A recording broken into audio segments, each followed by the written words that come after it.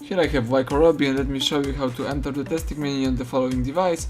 So at the very beginning, let me start by using a home screen. Let's open the phone's dialer right here and let's activate keypad. Afterwards, let's use the following secret code: *#* 4636 #*#*. As you can see, testing menu just pops up in front of you. Here you can navigate by tapping appropriate options. So at first, let me just choose, for example, the phone information, the first option. And here you've got all specification about your device.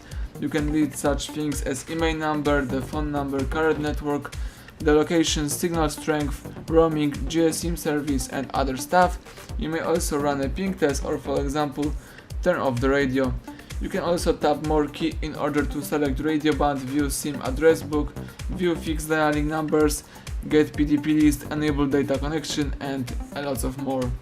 Let's go back and let me choose user statistics. Here you've got the list of all applications from your device, and you can read such things as last time used or usage time. Let me go back, and this time let's choose Wi-Fi information. Here you can read such things as Wi-Fi API, Wi-Fi config, and Wi-Fi status. So let's tap Wi-Fi API. Now you can disable network, disconnect network, enable network, get configure networks, or get connection info.